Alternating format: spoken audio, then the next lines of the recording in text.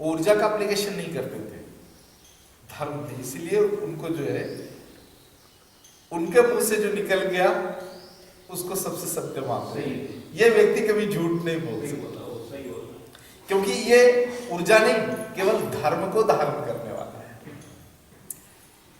आगे चलो, क्या है? इस तरह से सातों रंगों की का अपना एक चरित्र है और अपनी ऊर्जा में सातों रंग होते हैं। ऊर्जा मतलब अदृश्य शरीर, ये जो ऑरा है उसके लेयर हैं और हर लेयर में एक एक रंग है।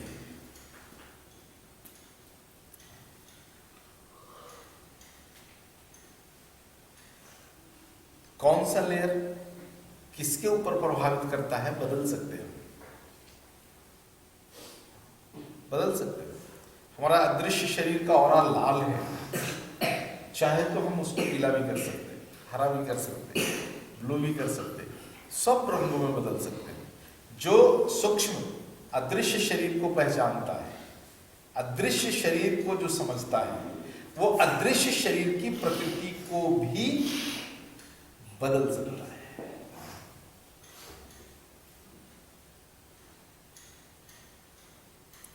और ये सारा कुछ आता है सुचिता से।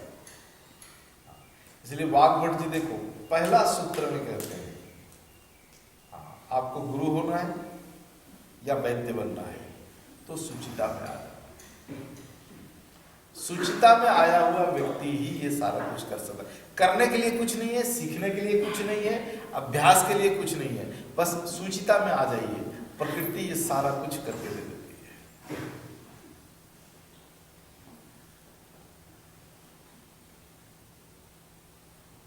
ठीक है। देखो एक संत हुए अपने देश में और अब भी उन्होंने शरीर छोड़ा है। उनका नाम भी आपने फेसबुक में सुना होगा, देवराहा बाबा।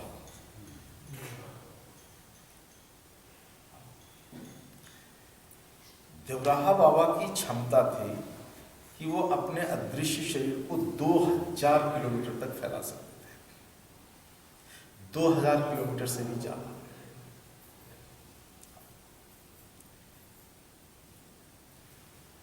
अभी रिसेंट में सबसे बड़ा अदृश्य शरीर वाला व्यक्ति हुए देवराहा बाबा।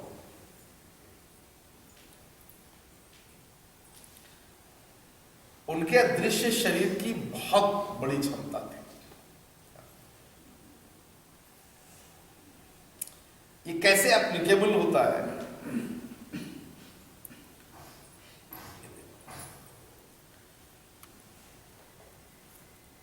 मेरे सामने राजू गुप्ता बैठे, इनके मन में उधेड़-बुन चल रहा है, गुरुजी को कोई केस में फंसाओ, एक क्लाइंट मिल जाएगा।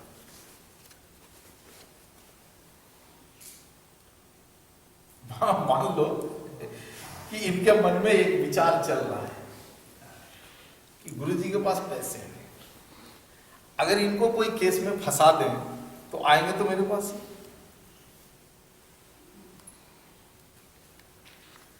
अब इनके विचार को मुझे बदलना है कि ये व्यक्ति ऐसा नहीं सोचे। क्या करना पड़ेगा?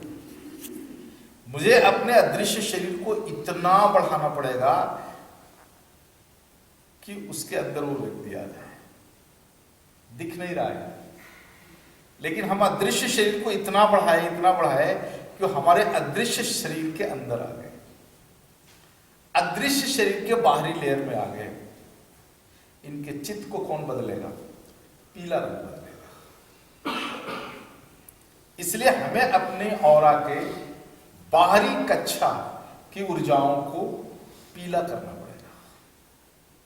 कुछ बोलने की जरूरत नहीं है, केवल आंख मिलेगी और विचार बन जाएगा।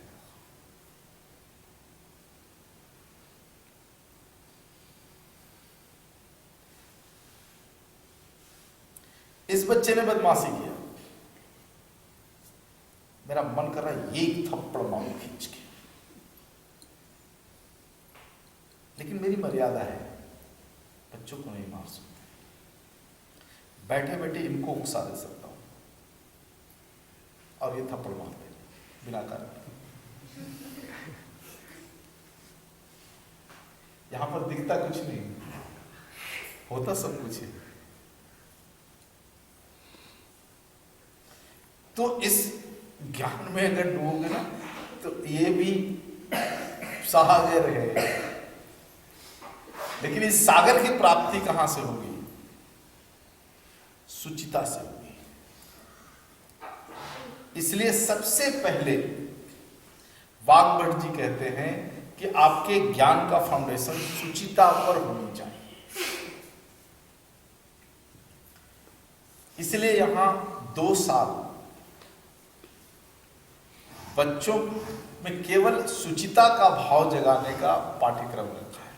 कुछ नहीं कराना, पढ़े नहीं पढ़े, सुचिता में लाना है। 2 साल में अगर ये सुचिता में आ गए, समझ लो ये क्या कर सकते। सुचिता में लाना कोई काम नहीं।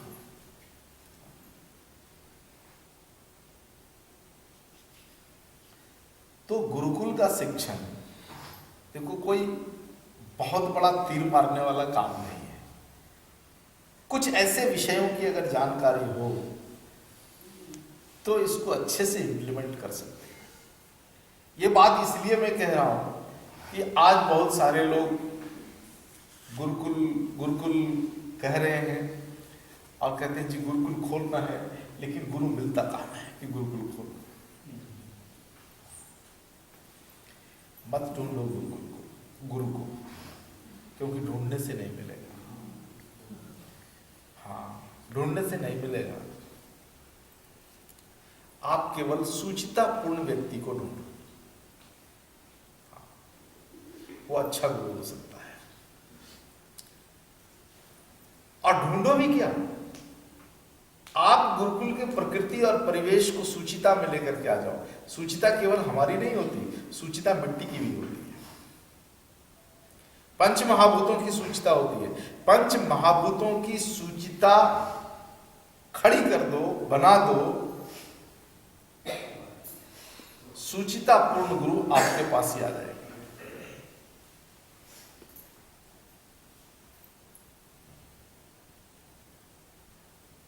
इसलिए जो लोग इस संशय में जी रहे कि जी बिल्डिंग बना दूंगा, पढ़ाने के लिए कौन आएगा, इसका मतलब आप गुरु नहीं ढूंढ रहे, आप टीचर ढूंढ रहे।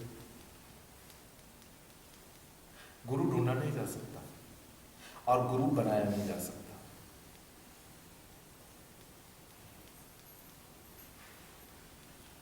गुरु ढूंढ नहीं सकते। पांडवों को गुरु ढूंढना नहीं पड़ा। भीष्म पितामह की एक सोच और सुचिता थी जिसके औरा में द्रोणाचार्य फंस गए आकर के और जीवन भर निकल नहीं पाए।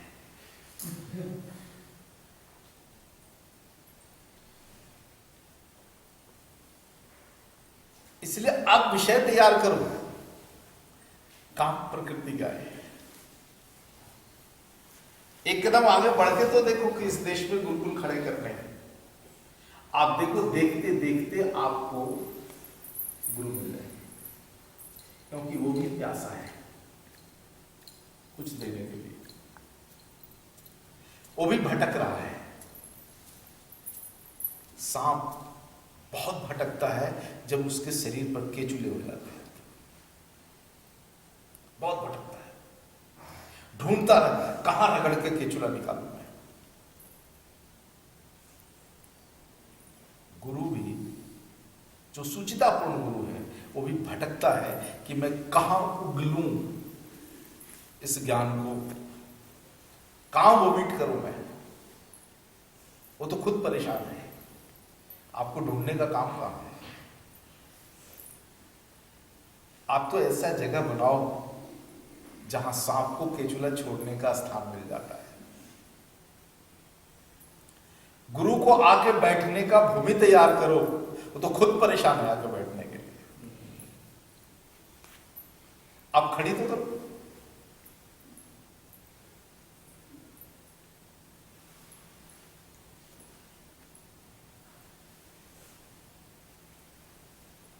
इसलिए हिम्मत कीजिए, सूचता बढ़ाइए। वाल्मीकि जी को पढ़ो, सूचता क्या है। आवाज नहीं पढ़ाऊंगा सूचिता, क्योंकि आपको सूचिता पढ़ाया है।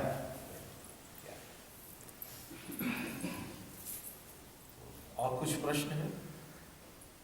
तो भाई कितने बज गए? 9 बज गए हैं? 15 मिनट और है। एक प्रश्न। हाँ, आपने कहा कि हमारे ऑरा को इतना बड़ा कर सकते हैं, वैसे किसी का एक व्यक्ति का एक मैग्नेटिज्म होता है ना, उसका प्रभाव शक्ति, उसका कितने साल रह सकता है वही जगह में? क्योंकि व्यक्ति का पूजन करते हैं वो व्यक्ति का इसको लेके 400 साल 500 साल तक के उसका प्रभाव रहता है, ऐसा कहते हैं। उसके ऊपर क्या नहीं? ये बैटरी है, जितना चार्ज करेंगे उतना ही लंबा रहेगा। बैटरी बड़ा है छोटा है विषय नहीं है, वो कितना चार्ज ले सकता है और आप कितना तेजी से खर्च करेंगे उसको, उसके ऊपर इसका लाइफ है। गुरु कितना चार्ज है और कितना खर्च किया है, उसके ऊपर निर्भर करेगा कि कितना देर रहेगा, कितना दिन रहेगा। हम किसी पत्थर की मूर्ति में प्राण प्रतिष्ठा करते हैं, ऐसा नहीं है कि उस पत्थर की मूर्ति में वह प्राण अनंत काल तक रहने वाला है। स्थापित करते समय जितनी हमने ऊर्जा झोंकी है उसमें, और उस मूर्ति ने जितना प्रावर्तन किया है ऊर्जा का, उसके ऊपर निर्भर करता है। इसलिए इस गुरुकुल की आयु कितनी होगी ये उस पर निर्भर करेगा कि हम अपने जीवन में इसको चार्ज कितना किए हैं। उतना ही चलने वाला है, उससे ज्यादा कल्पना नहीं कर सकते। हमारी जो सोच है 50 साल की चार्जिंग की है, इसको 50 साल चले इतना तो चार्ज कर ही देना चाहिए, 3 पीढ़ी तक बस।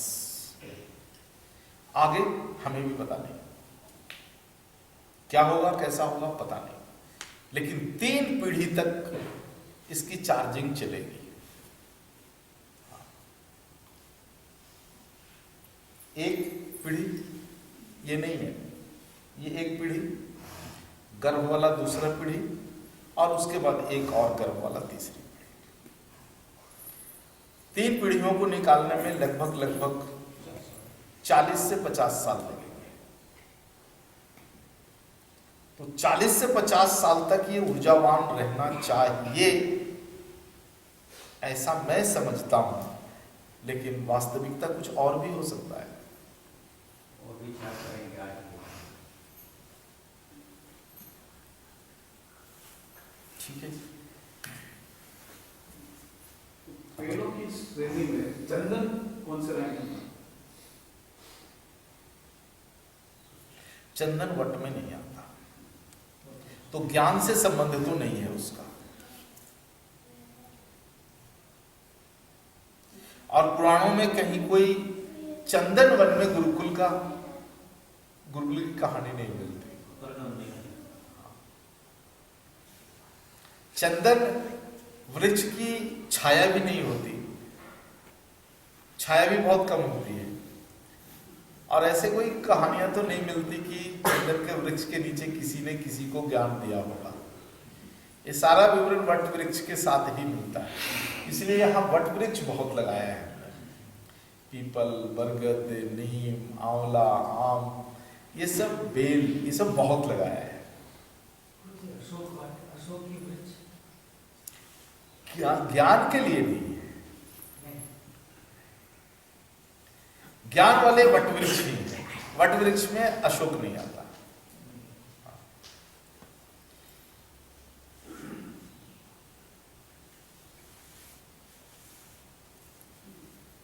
ठीक है, और कुछ प्रश्न हो तो रखो, 10 मिनट है, नहीं तो फिर आज के सत्र को यही पूरा करते हैं।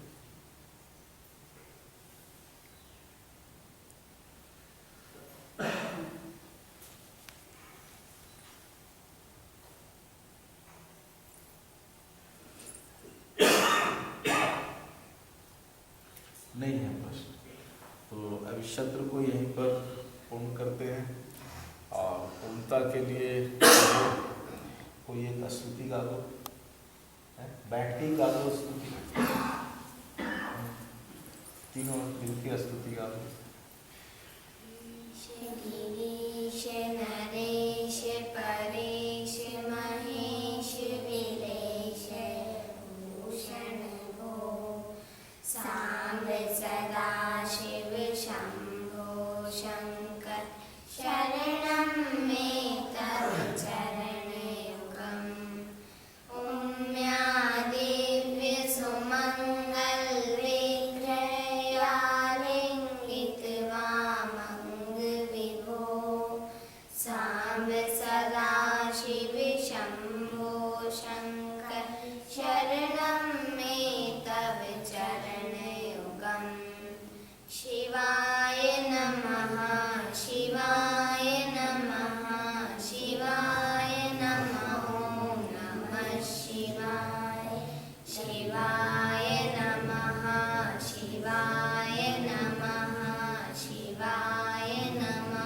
ॐ नमः शिवाय पूरी गुरु मामङ्गमनाथं दूरी गुरु मे दुरितं भो सांब सदा शिव शंभो शंकर शरणं मे तव चरण युगम् ऋषिवर मानस हंस चराचर जनन स्थिति लय कारण भो सांब सदा शिव शंभो शंकर शरणं मे तव चरण युगम् शिवाय नमः शिवाय नमः शिवाय नमः ॐ नमः शिवाय शिवाय नमः शिवाय नमः शिवाय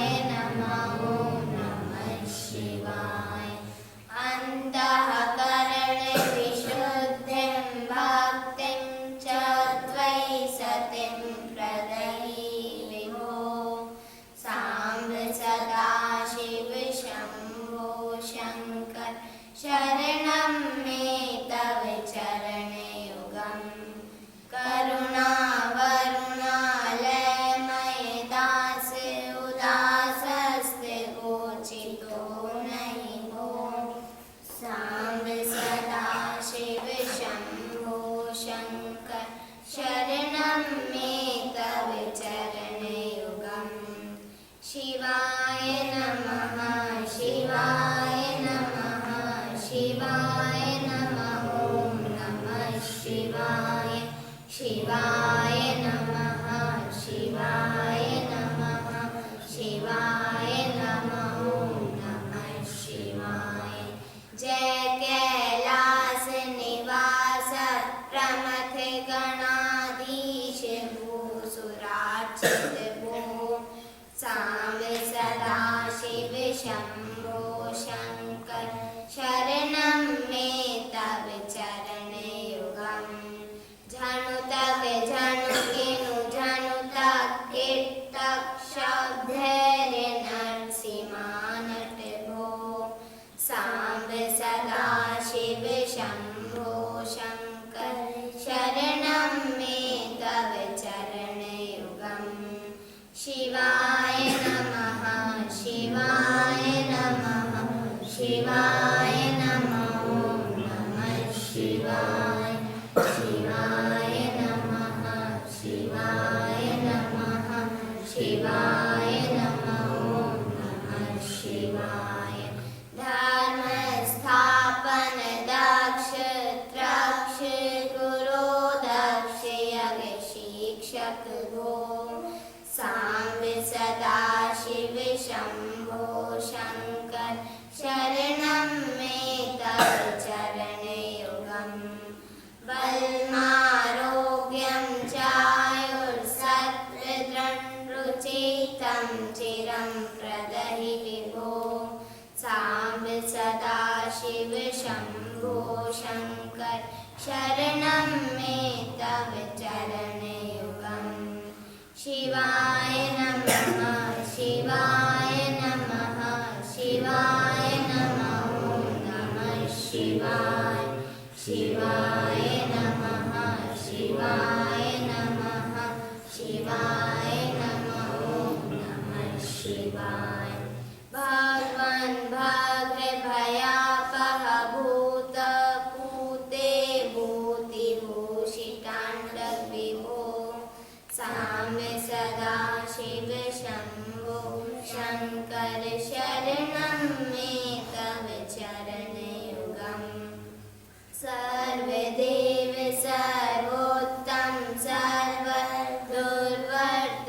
गर्वहरण विभो साम्ब सदा शिव शम्भो शङ्कर शरणं मे तव चरणयुगम् शिवाय नमः शिवाय नमः शिवाय नमः ॐ नमः शिवाय शिवाय नमः शिवाय नमः शिवाय नमः ॐ नमः शिवाय सत्यं ज्ञानमनन्तं ब्रह्मेते तल्लक्षणलक्षितभो साम्ब सदा शिव शम्भो शङ्कर शरणं मे तव चरणयुगम् हा हा हू हू मुखसुर गायक गीता पदान पद विभो साम्ब सदा शिव शम्भो शङ्कर शरणं मे तव चरणयुगम् साम्ब सदा शिव शम्भो शङ्कर शरणं मे तव चरणयुगम् शिवाय नमः शिवाय नमः शिवाय नमः ॐ नमः शिवाय शिवाय नमः शिवाय नमः शिवाय नमः ॐ नमः शिवाय शिवाय नमः शिवाय नमः शिवाय नमः ॐ नमः शिवाय शिवाय नमः शिवाय नमः शिवाय नमः ॐ नमः शिवाय। ये जो स्तुति है ये आदि शंकराचार्य ने लिखा था। भारत को एक सूत्र में बांधने के जब वो अभियान पर निकले थे तो इसी सूक्त को लिख करके जो है भगवान शिव से उन्होंने याचना की थी कि भारत को एक सूत्र में बांधने के लिए मैं निकला हूँ तो इसमें हमें विजय दिला। तो ये बड़ा महत्वपूर्ण सूत्र है। आदि शंकराचार्य के बाद इस भारत को एक सूत्र में बांधने का कोई काम नहीं हुआ है, वो अंतिम कड़ी है। तो इसीलिए इस स्तुति को हमने जो है इस अभियान में जोड़ा है। तो आज के सत्र को यहीं पर पूर्ण कर देते हैं और फिर दिन भर क्या करेंगे।